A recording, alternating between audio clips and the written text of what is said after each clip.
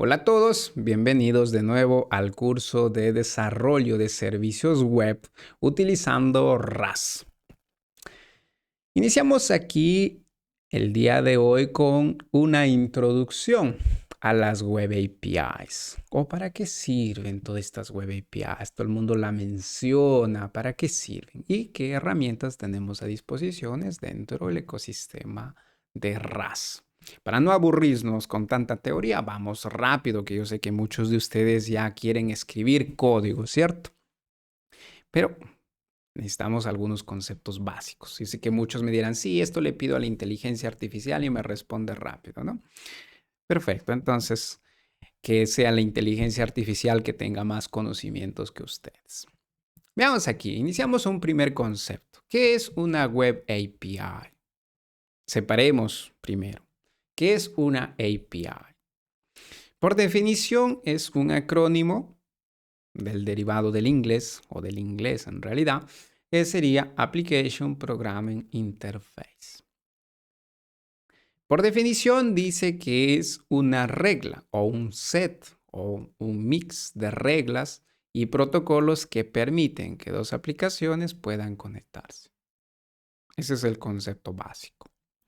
Entonces, podemos decir en pocas palabras que una API es algo que permite que dos componentes software se puedan comunicar. Y con dos componentes software nos referimos a dos aplicaciones.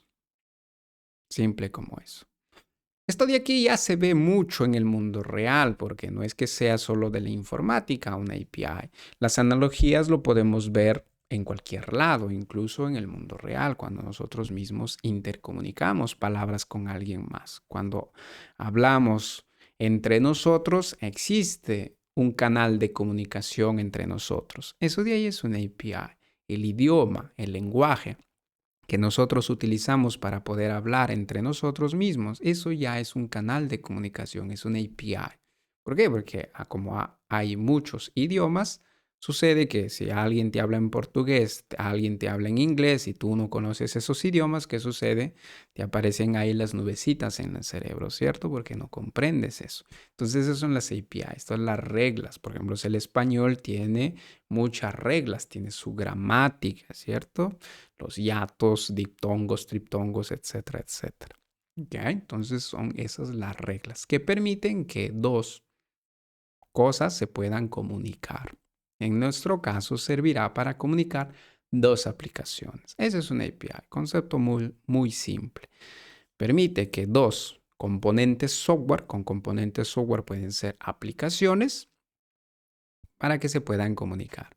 Y nosotros tenemos que definir, o mejor dicho, quien crea la API es quien define cuáles son esas reglas y los protocolos, los mecanismos para que se puedan comunicar esas dos aplicaciones.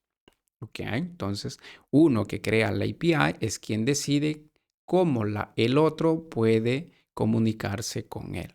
¿Ok? Por ejemplo, si en mi caso yo soy de solo español, entonces para que se comuniquen conmigo solo será utilizando español. En cambio, si alguien ya sabe inglés, sabe portugués, sabe español, entonces ya tiene tres mecanismos diferentes para poder comunicarse con él, ¿cierto? Entonces ahí ya dependerá del propietario de la API de los diferentes mecanismos que puede permitir para poder comunicarse con él. ¿Ok? Entonces ahí es donde entra el tema de las API. Tú defines las reglas y los modos como alguien se puede comunicar con tu API. Y ahora agregamos otro concepto más, web. Web API. Unimos las dos cosas. Entonces, si API es el concepto de poder comunicar entre dos componentes software, dos aplicaciones, con web nos referimos ya que el mecanismo o la modalidad para comunicar estas dos aplicaciones tiene que ser utilizando tecnologías web. Y cuando ya hablamos de tecnologías web, nos referimos directamente al protocolo HTTP. ¿Ok? Esto de aquí ya podemos deslizarnos dentro del modelo OSI para saber en qué nivel se encuentra, pero ya no queremos confundir más los conceptos. ¿Ok? Eso sería hablar ya de otros temas.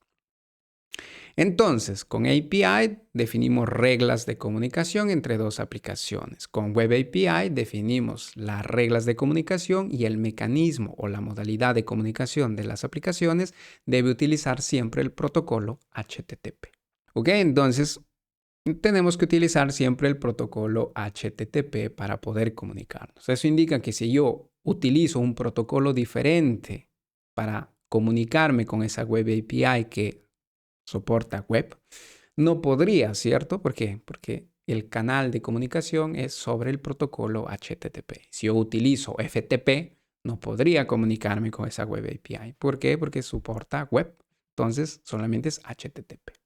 Y ahí dependerá si utiliza el protocolo seguro o el protocolo no seguro, que sería el HTTPS, ¿cierto? Que es solo un layer, una capa más de seguridad, utilizando un certificado SSL. Pero otro tema adicional. Entonces, muchas veces para definir esto, de repente si aún no es claro, es aplicar esta analogía del clásico restaurante. Por ejemplo, cuando tú vas a un restaurante, siempre existe una persona que va y te atiende en tu mesa, ¿cierto? Que son normalmente pues los que trabajan ahí, los meseros, ¿cierto? Que tú te sientas y ellos ya te empiezan a tomar la orden o te van preguntando, te van trayendo la carta, la lista del menú que tú puedes acceder, ¿cierto? Entonces, podemos decir que ya estos trabajadores, ¿ok? Son quienes te permiten comunicarte, en este caso, con el cocinero, ¿cierto? Entonces, podemos decir que tú eres el cliente, ¿cierto? Que necesitas comunicarte con quién, con la cocina, porque tú necesitas hacer llegar tu información, tu solicitud de lo que quieres comer en ese día hacia la cocina. Entonces, la cocina sería quienes preparan, se puede decir, tu plato, sería el servidor. Entonces, tú eres el cliente y existe la cocina que es el servidor. Claramente en una arquitectura cliente-servidor. ¿Por qué? Porque la cocina es quien te prepara lo que tú, en base a tu solicitud, te prepara tu plato, ¿cierto? Tu rico ceviche, ¿cierto? Entonces, pues, son ellos los que te tienen que preparar eso. Entonces, la lista de menú que ellos te ofrecen, que en este caso te lleva pues el personal, los meseros, ¿cierto? La lista del menú sería la API. ¿Por qué? Porque ahí tú ves la documentación de lo que ellos tienen para ese día, lo que está disponible para que ellos puedan realizar a nivel de platos. ¿Okay? Entonces, la API sería la disponibilidad, los recursos que existen dentro de ese servidor para que tú puedas consultarlo. Si algo no está en el menú, pues tú no puedes pedirlo, ¿cierto? A modo pues que te lo consienta. Entonces, digamos que esto es la analogía simple.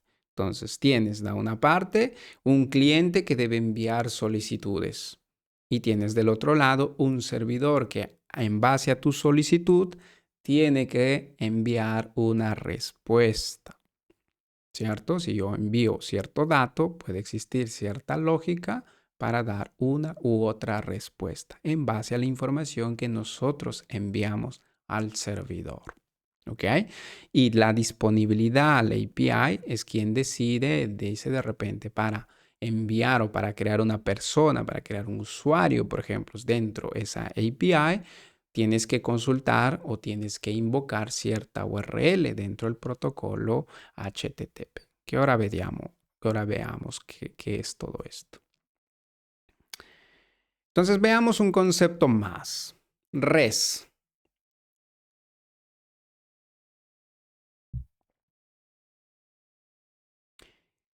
Entonces, en este concepto de REST, que por traducción al inglés pues sería Representational State Transfer, que es una arquitectura popular, podríamos decir que es un estilo, ¿ok?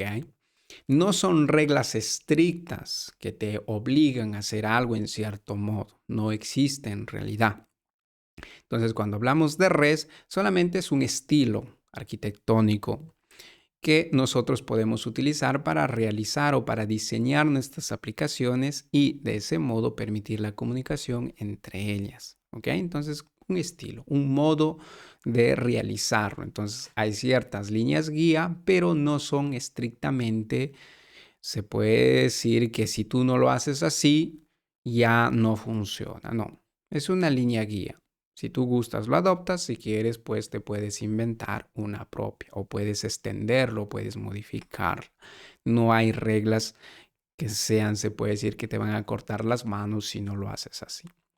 A diferencia, pero, del protocolo, porque el protocolo, como es un mecanismo, eso sí que es estricto. El protocolo HTTP no es que lo puedas modificar cuando quieras, ¿no? ¿Cierto? Porque pues existen ya diferentes implementaciones y todos siempre siguen un mismo estándar. Entonces no es de que yo utilizando RAS tengo una versión diferente de utilizar el protocolo HTTP y quienes utilizan JavaScript tienen un modo diferente de utilizar HTTP. No, todos tienen que respetar el estándar del protocolo. Ahí sí es estricto, ¿ok?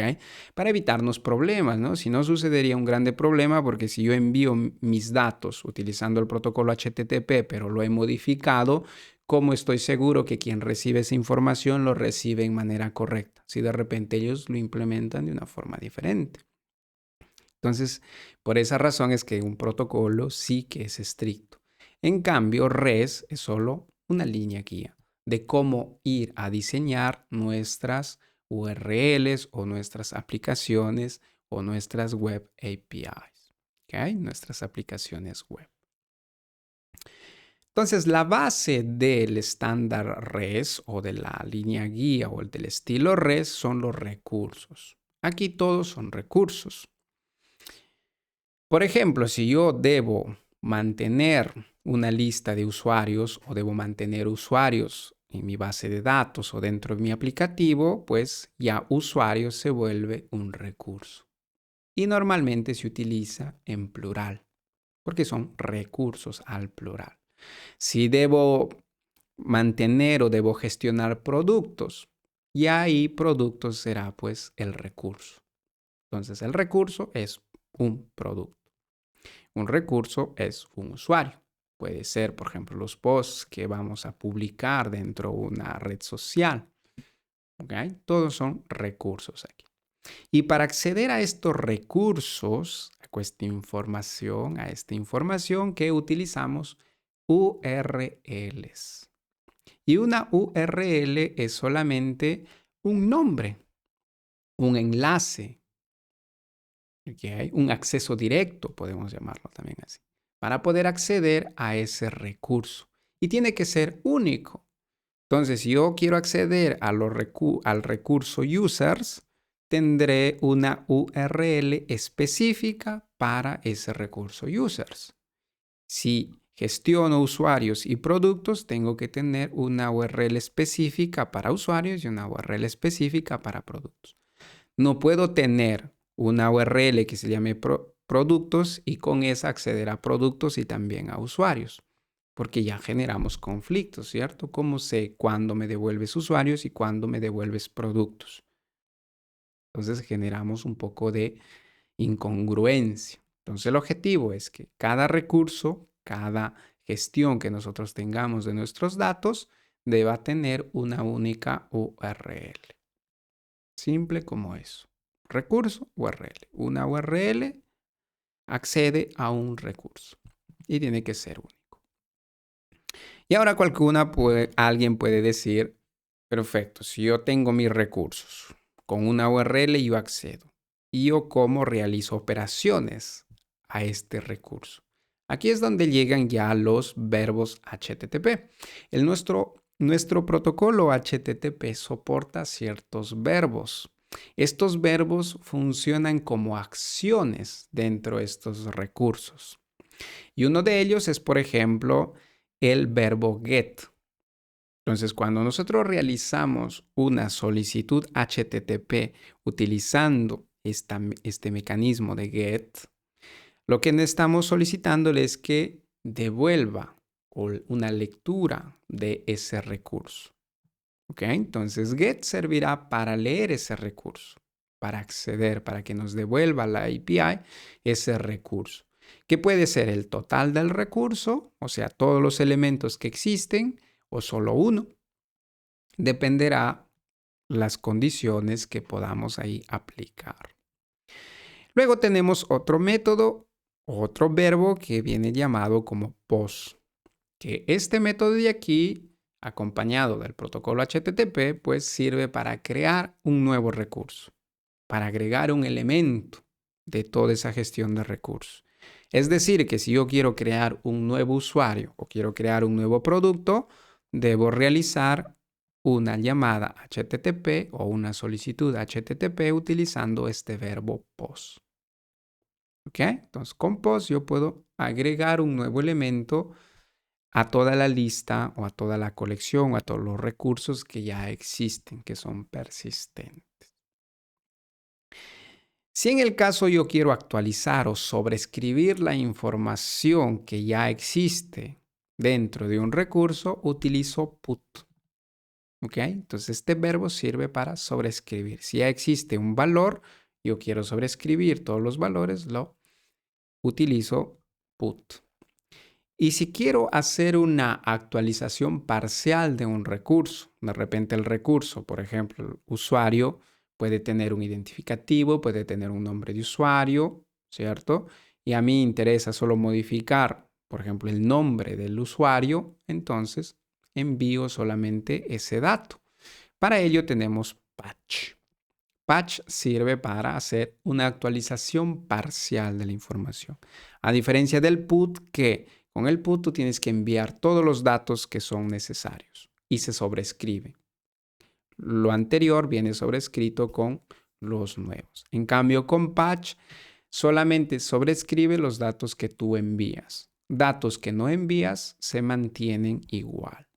¿Okay? Luego veremos en detalle cómo funcionan estos mecanismos. Y luego, si en el caso es necesario eliminar de forma física el valor de ese recurso, entonces utilizamos delete. ¿Ok? También luego veremos cuál es la desventaja de eliminar en modo físico este recurso. Es donde se aconseja utilizar mecanismos como el llamado soft delete, ¿ok? Donde solamente lo ocultamos al usuario, pero internamente sigue existiendo. ¿Ok? Luego veremos todo eso. Entonces, podemos decir que REST es solamente un estilo, una línea guía que nos permite a nosotros diseñar nuestras APIs o nuestras aplicaciones web con el objetivo, pues, que ayuden a trabajar, pero tratándolas como recursos. Cualquier cosa que nosotros gestionemos, productos, usuarios, lo que sea, préstamos, son recursos. Y para acceder a esos recursos tenemos que tener URLs, ¿ok? Una especie de enlaces únicos para poder acceder a cada uno de estos recursos. Y luego utilizar a nivel de acciones los diferentes verbos que ya el protocolo HTTP provee, que son get para leer. ¿Ok? Con get siempre vamos a leer la información. Con POS sirve para crear uno nuevo. Put para actualizar o sobreescribir la información ya existente. Patch para hacer una actualización parcial. Indica que si tiene 4 campos ese recurso, yo envío solo 2, solo esos 2 se sobrescriben. El resto se mantiene igual, intocable, ¿ok? Ante el cambio. Esa es la diferencia entre put y patch. En cambio, si queremos eliminar de forma física directamente de la base de datos todo ese valor, utilizamos delete. ¿Ok? Entonces, eso es el concepto de REST. Entonces, hasta ahora estamos viendo API, entonces un mecanismo o define las reglas para poder comunicarnos entre dos aplicaciones. Web, porque vamos a utilizar el protocolo HTTP o tecnologías web, ¿cierto? Y el concepto de REST para poder definir ciertas líneas guías para poder diseñar nuestras aplicaciones, utilizando aquí el concepto de recursos, donde cada cosa que iremos a gestionar será un recurso. Y utilizamos los verbos HTTP para realizar acciones. En vez de definir una URL con la acción, utilizamos los verbos HTTP para realizar las acciones. Y para acceder a esos recursos utilizamos URLs que tienen que ser únicas. ¿Ok? Que luego veremos en detalle, un poco más avanzado o en detalle, qué son estas URLs. Entonces vayamos a otra pregunta. ¿Por qué utilizar RAS para el desarrollo web? ¿Qué ventajas me ofrece a diferencia de otras tecnologías como Java, Python, Go, JavaScript cuando podemos utilizar con Node.js, Deno, etcétera, etcétera? Entonces, el primer motivo principal seguramente es performance. Los tiempos de respuesta en un aplicativo realizado con RAS ciertamente son muy altos. ¿Por qué? Porque el código que nosotros iremos a desarrollar con RAS es compilado a código nativo. ¿Eso qué quiere decir? Que no pasamos por otro mecanismo intermedio al momento que vamos a ejecutar nuestro aplicativo. El consumo de memoria también es bajo. ¿Por qué? Porque no existe un recolector de basura, si recuerdan lo que hemos visto en el curso anterior. No existe un recolector de basura. Entonces, ni siquiera ya la memoria necesita utilizar a alguien más adicional para eliminar los recursos que no son utilizados en tiempo de ejecución. Porque mientras se está ejecutando ya se van eliminando por sí solos, ¿cierto? Entonces, claramente es muy óptimo a nivel de velocidad. ¿Ok? Consumo de memoria es excelente. ¿Por qué? Porque lo podemos comparar con C y C++.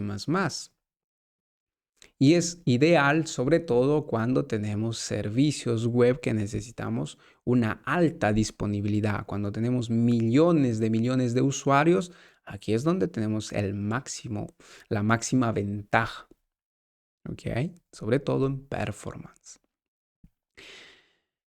Otro motivo principal seguramente es la seguridad de la memoria. ¿Ok? Porque con RAS nos olvidamos de los clásicos punteros a nulo, ¿cierto? Los clásicos problemas de data races para evitar conflicto de quién actualiza el dato, quién no actualiza a nivel de threads o a nivel de concurrencia en un solo servidor. Nos olvidamos de este problema. ¿Ok? Que eso es lo que garantiza RAS. Gestionar la memoria en modo seguro, que luego ya veremos un curso dedicado de cómo garantiza RAS toda esta gestión de memoria segura cuando trabajamos con la programación asíncrona y con la programación paralela, trabajando con threads, con multithreads. ¿Ok? Entonces es algo que ya se puede decir por defecto o de nacimiento dentro del propio core de RAS, ya trae estas dos ventajas: performance y seguridad en memoria. ¿Ok? Y otra cosa importante, que el tener un bajo consumo de memoria también hace que los costos sean menores. ¿Ok? Porque seguramente una vez que ya terminamos de realizar nuestra aplicación web, necesitamos colocarlo en algún servidor, ¿cierto? Y si utilizamos el cloud como plataformas como Azure, Google, Amazon Web Service, ellos nos cobran por cómputo, ¿cierto? Cada vez que o cuánto consuma de memoria tu aplicativo, tienes que pagar por ello. Y si tu aplicativo para realizar tantísimas operaciones consume muchísima memoria, pagas más. En cambio, RAS pagarías menos porque pues consume menos memoria para realizar las mismas operaciones que otros lenguajes necesitan capas adicionales, como una máquina virtual en el caso de Java, por ejemplo, o en el caso de Python, necesita máquinas virtuales. Entonces, todo ese consumo o todo eso que vas a pagar, pues lo evitas, porque aquí no es necesario. Otra cosa importante es la concurrencia, ¿cierto? Porque ya si trabajamos a nivel de RAS, garantiza el modo seguro trabajando con la concurrencia. Entonces nos evitamos los clásicos problemas de data races. Y claramente es una súper ventaja cuando trabajamos con servidores web para poder trabajar o procesar múltiples solicitudes en manera simultánea, distribuyendo en diferentes hilos, en diferentes threads. Ahí ya dependiendo pues cuánta capacidad tenga también nuestro servidor a nivel de núcleos de CPU, ¿cierto? Entonces, todas estas son ventajas importantes que nos ofrece RAS. Y otro punto seguramente es la parte en que como RAS es estrictamente tipado, no sucederá que tú defines una variable como numérica, luego por ahí alguien le coloca un valor de cadena, un valor de texto, ¿cierto? Porque es estrictamente tipado. Si tú trabajas con valor numérico en su definición, de ahí tienes que trabajar con el valor numérico por siempre. No es que luego se transforma de una manzana en una pera, ¿no? ¿Cierto? Si es una manzana, trabajas siempre con una manzana. Cosa que no sucede, por ejemplo, con Python, ¿cierto? Si ahora es cierto que tenemos la verificación de tipos, pero en tiempo de ejecución, lo mismo que con JavaScript, también tenemos ese problema. Si el cliente nos envía, en vez de enviarnos un valor numérico, envía un texto, pues nosotros lo trabajamos como texto y viceversa, ¿cierto? Entonces podemos tener este problema, cosa que con RAS pues ya está garantizado que no suceda este tipo de problemas. Entonces tenemos varias ventajas adicionales. Perfecto. Entonces ahora, muy bonito, RAS ofrece muchas ventajas. Ahora, ¿qué trae a disposición? ¿Qué herramientas hay para poder trabajar con todo ello? Entonces aquí ya tenemos unas cuantas herramientas. Tenemos Tokio.io. Para trabajar en modo asíncrono, ya tenemos Tokio, que es uno de los que lideran el mercado dentro del ecosistema de RAS para trabajar con la programación asíncrona en el modo más eficiente posible, consumiendo cero de memoria cuando existen procesos que están esperando, por ejemplo, información de la base de datos o de servicios web externos. Entonces consuman el cero de memoria. Indica que es súper óptimo. ¿Okay? Entonces no crea cuellos de botella, porque trabajar con hilos es pesado para el sistema operativo. Si tú necesitas procesar, por ejemplo, una solicitud en cada hilo, en cada thread que vas a gestionar, por cada thread que vas a construir estás utilizando 2 a 3 megabytes de la memoria RAM. Y si tienes solamente 1 gigabyte de RAM en tu servidor, entonces no puedes procesar la misma cantidad de operaciones, ¿cierto? Porque se llenará tu memoria. Utilizando el runtime asíncrono Tokio en RAS, podemos utilizar millones de solicitudes con un solo núcleo y de manera performante, ¿ok? Que son mecanismos asíncronos que también, por ejemplo, se utiliza Node.js, por eso es la que también lo hace súper rápido en tiempo de respuesta, pero consume mucha memoria, a diferencia que RAS consume poquísima memoria para realizar las mismas operaciones que podría realizar Node.js que hay en el mundo de JavaScript. Perfecto, entonces para trabajar con programación asíncrona tenemos Tokio, perfecto, muy bien, de manera óptima, con bajo consumo de memoria, perfecto. Y luego a nivel de framework, perfecto, aquí tenemos Axum, que es un framework que está construido sobre Tokio. Los mismos que han desarrollado Tokio, el runtime asíncrono, han desarrollado este framework. Entonces, se puede decir, han optimizado el framework para sacar la máxima ventaja a la tecnología Tokio. ¿Ok? Entonces, es un framework optimizado para trabajar con ese runtime asíncrono. Entonces, está súper optimizado. Ellos mismos lo han hecho. ¿Ok? No es que otras personas lo han pensado, ¿no? Ellos mismos han pensado ese framework. Entonces, de este modo nos permite a nosotros tener ya un web framework listo para poder utilizar y construir nuestra web API. ¿Ok? Entonces ya tenemos listo el motor. Ahora solamente pues es necesario unir otras piezas para poder construir nuestra API. Entonces ya este motor es súper optimizado. ¿Okay? Utiliza el runtime de Tokio, donde trabajamos o tenemos la posibilidad de consumir el cero de memoria cuando hay procesos que no se están utilizando.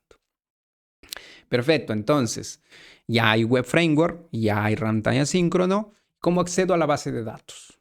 Perfecto, aquí tenemos un ORM muy potente que se llama SEA-ORM. Es un ORM, ¿ok? Por ejemplo, si ya conoces .NET, sabes que ahí tienes un ORM, ¿cierto? Entity Framework. Tienes ahí el framework. tienes ahí tu ORM. Si trabajas con Java, tienes ahí tu ORM, ¿cierto? Tienes ahí Hibernate, ¿cierto? Si trabajas con Golang, tienes ahí unos cuantos proyectos de ORMs para poder trabajar también en manera óptima. Entonces aquí tenemos ya ORM. ¿Para evitar qué? Evitar escribir código SQL nativo.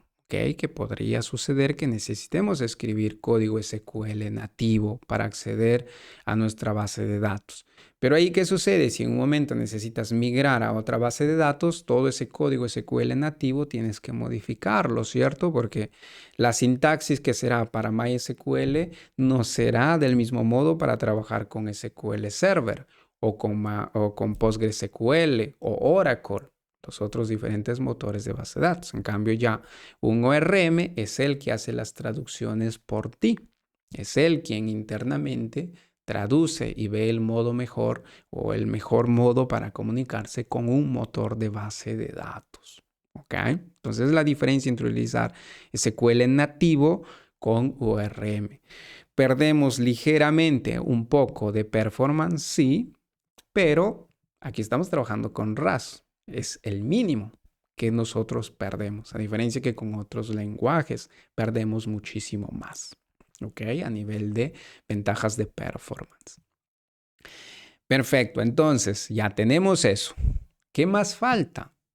Faltará un deserializador, un serializador. ¿Por qué? Porque la información que nos llega de nuestro cliente, aquí es donde entraremos en este concepto de llamado JSON, ¿cierto? El objeto de notación de JavaScript. ¿Por qué? Porque dentro del client, del web, sobre todo, existe solo JavaScript, o existía en realidad, porque ahora ya tenemos el WebAssembly. Por eso ya podemos trabajar con RAS también en el frontend. Entonces ya JavaScript está perdiendo su liderazgo dentro de la web, porque tiene ciertas desventajas, ¿cierto? Que, bueno, luego veremos en otro curso.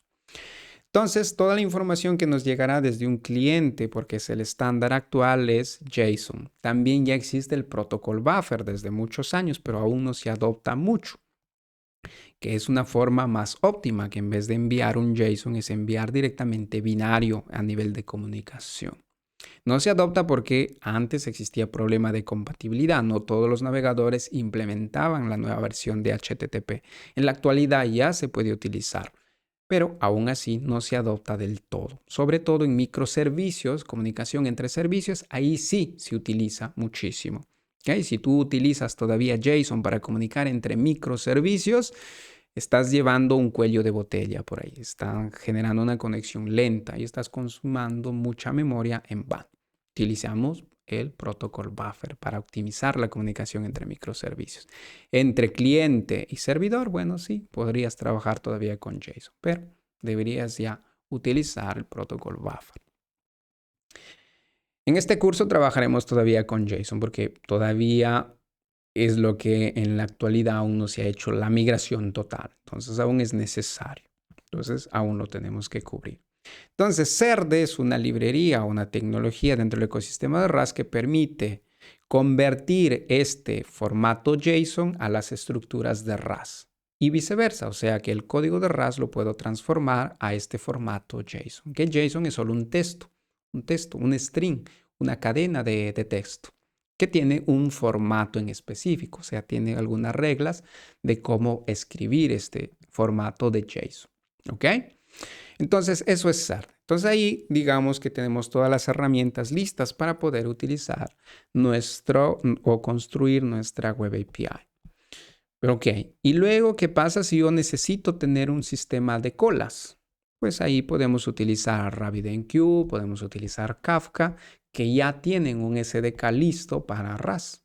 Y si quiero utilizar inteligencia artificial, ¿puedo crearlo con RAS? Sí, también tenemos ya el SDK oficial para RAS. Quiero utilizar el protocolo gRPC. También ya tenemos el SDK oficial para poder soportar el protocolo gRPC utilizando la versión 2 de HTTP. Entonces ya tenemos un ecosistema grande dentro de RAS. Aún claro está, aún falta algunas cosas que todavía nos ayuden a hacerlo de forma más simple, pero ya tenemos muchas herramientas listas para trabajar de forma tranquila. Y perfecto, entonces habíamos visto algunos conceptos básicos. Es momento de poner las manos sobre el teclado, es momento de realizar, ¿cierto? En vez de estar solamente a palabrearnos. Creamos nuestro primer proyecto. Creemos nuestro primer proyecto y agregamos nuestras primeras dependencias. Entonces ustedes ya saben crear un proyecto, ¿cierto? Tenemos cargo. Asegúrense de tener instalado RAS, cargo y todo lo que sea necesario. Si no, vayan a ver el curso básico de RAS para saber qué es lo que necesitamos para poder trabajar.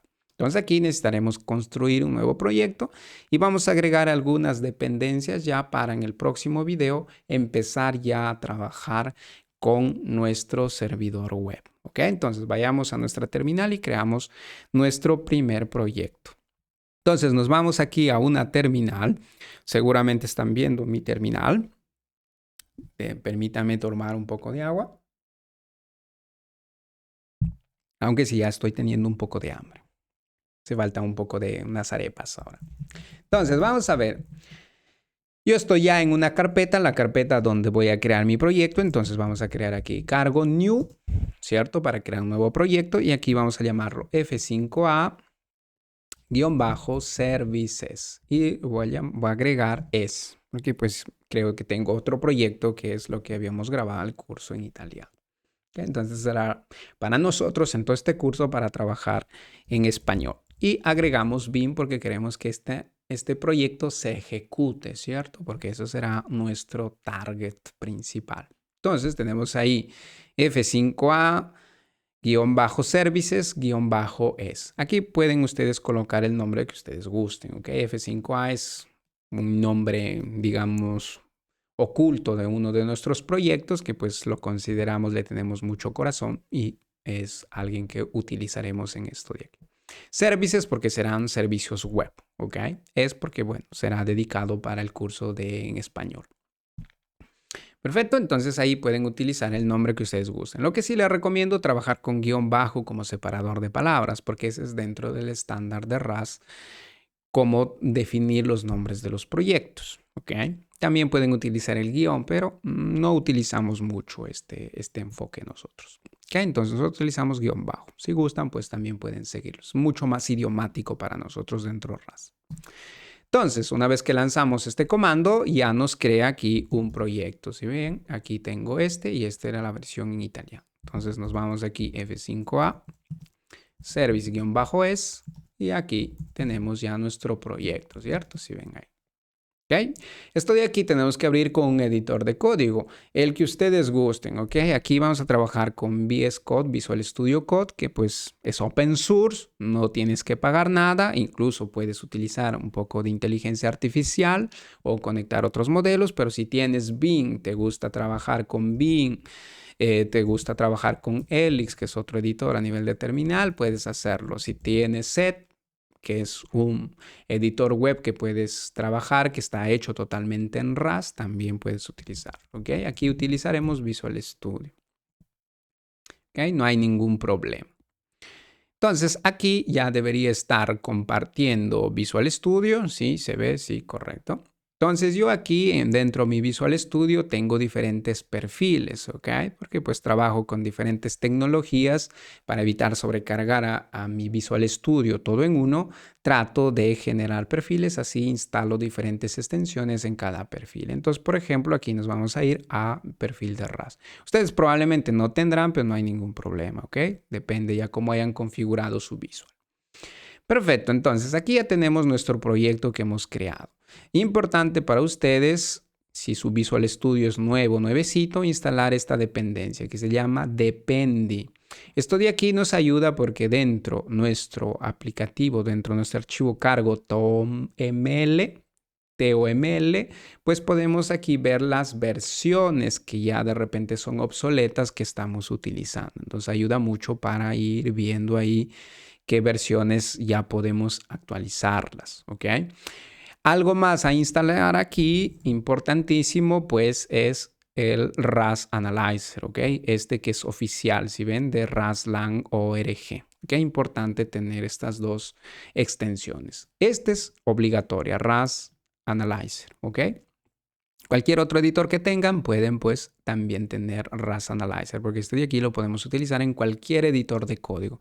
Si utilizan JetBrains, si tienen RAS Rover, también lo pueden utilizar ahí, no hay ningún problema. ¿Ok? Entonces, RAS Analyzer es obligatorio tenerlo. Si no lo tienen instalado, instálenlo. Y depende ya es opcional. Depende de ustedes, depende de ustedes. ¿Ok? Entonces, analicemos un poco qué es lo que tenemos aquí. Ya sabemos que dentro cargo.ml es la definición o el manifest de nuestro proyecto, donde aquí pues tenemos el nombre de nuestro proyecto y si ven, si ustedes lo han creado con guión bajo, aquí también les aparece con guión bajo. Si ustedes lo han creado con guión, el separador de palabras, aquí el nombre siempre con guión bajo, ¿ok? Porque idiomático como nombres de paquetes de los proyectos es con guión bajo. Por eso es mejor construir el proyecto con guión bajo.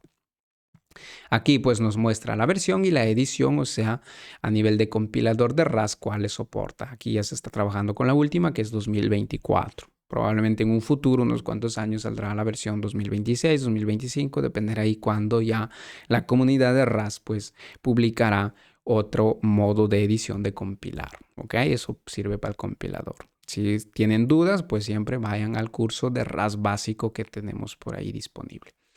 Y en esta zona tendremos aquí las dependencias, ¿cierto? Las dependencias, las librerías que nosotros iremos a utilizar para crear nuestro servicio web para nuestra web API. Luego aquí en la carpeta SRC main, pues tenemos nada, solo tenemos un hello world, ¿cierto? Que esto nosotros, si ejecutamos cargo run, se ejecuta y pues dice hello world, ¿no? ¿Cierto? Entonces aquí podemos trabajar con IDES of System, ¿cierto?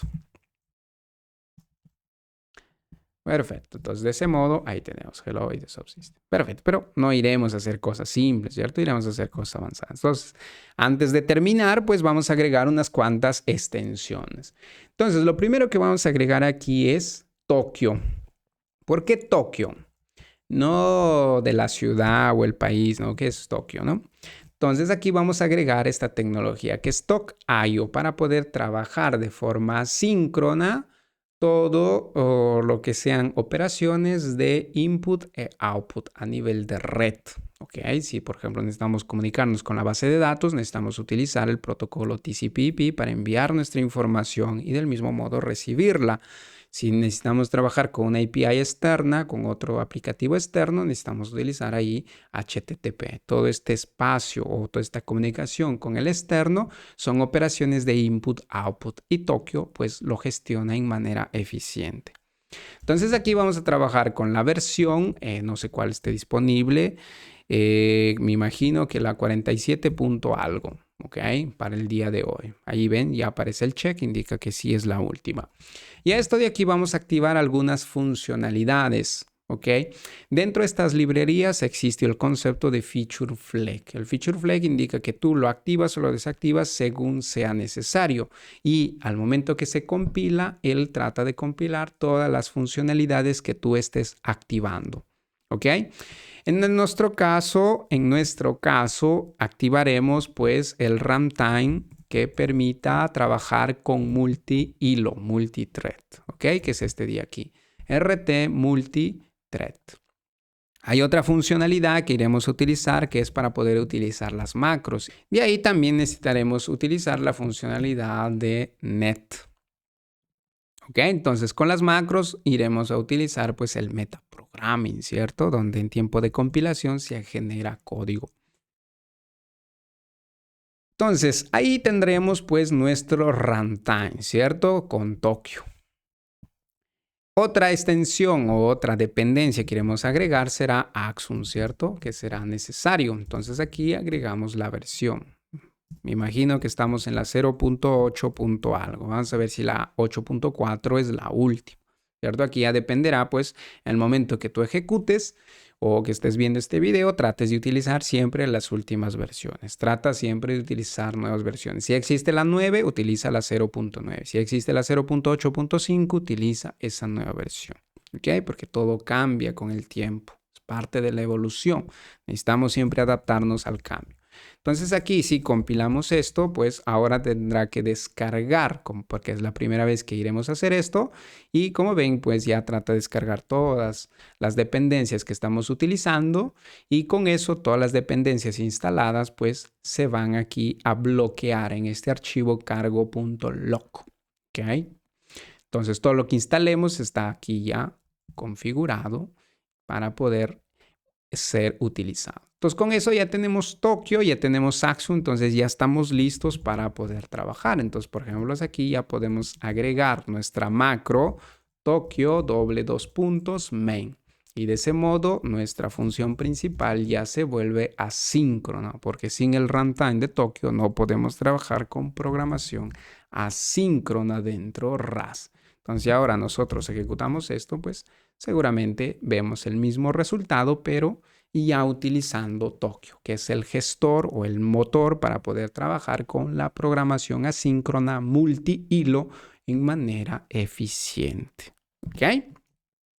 Entonces, esto es todo por el primer video. En los siguientes videos ya iremos agregando CIAORM y los diferentes drivers para poder trabajar con los motores de base de datos que sean necesarios. Y aquí, como ven, están ya algunos ejemplos de cómo poder utilizar MySQL o PostgreSQL, según lo que sea necesario. ¿Ok? Lo iremos agregando cuando sea necesario y lo mismo que CERN.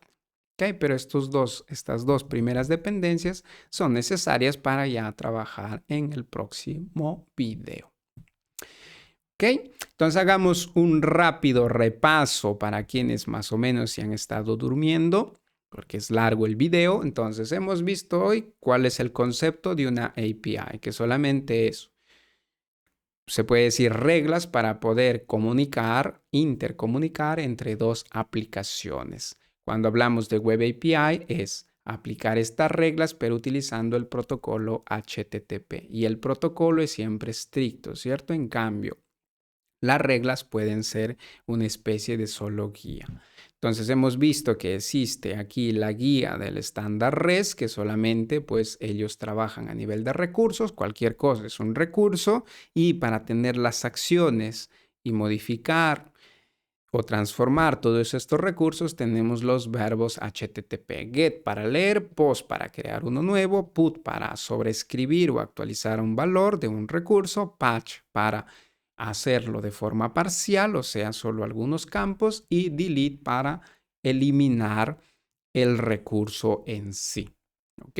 Luego hemos visto algunos motivos, sobre todo los principales son performance y la seguridad de la memoria. Aquí nos olvidamos de los punteros a nulos, nos olvidamos que el cliente nos puede enviar un nulo, ¿ok? O nos olvidamos de que nosotros como aplicación podamos devolver un nulo al frontend y luego todo se rompe, ¿cierto? Aquí con esto nos olvidamos. Ya veremos cómo se gestiona todo esto.